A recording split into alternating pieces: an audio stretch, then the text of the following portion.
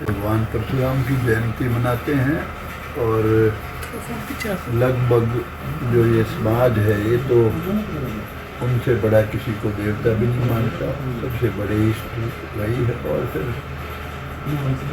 परशुराम जी का तो महाभारत और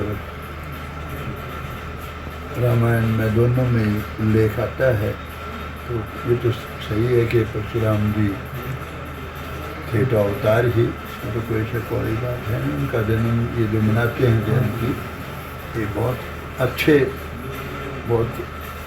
बहुत ही नेक एक देवता की मनाते हैं, ये बहुत अच्छा काम है। लोकसभा चुनाव में जिस तरह की वो हुई है खरीद फरोख्त सारा कुछ, क्या कहेंगे?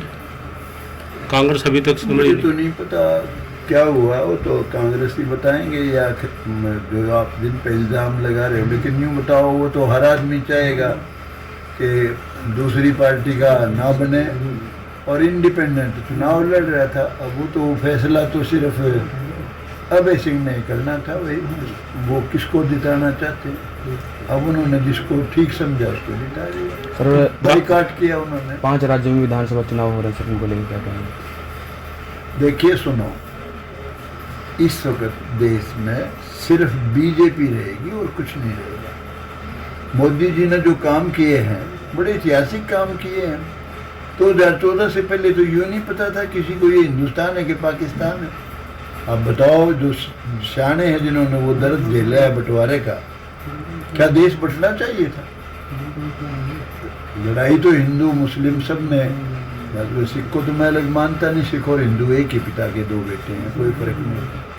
तो सब ने लड़ी थी इकट्ठी, फिर बंटवारा कर दिया। वही हाथ का बंटवारा था, लाखों लोगों की जान चली गई, बहन बेटियों की इज्जत लूटी, कई तो बेचारे फेंक के कुएं में आ गए वहाँ।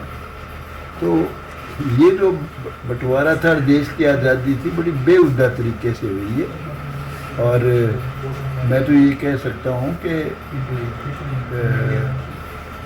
जिस तरीके से ये आज़ादी हुई, इससे अच्छा तो 2, 4, 5 साल लेट हो जाती। फिर जब बंटवारा हो गया था तो फिर अब दोबारा किस बात का झगड़ा रह गया? फिर दोबारा फिर हटके बंटवारा हो सकता है।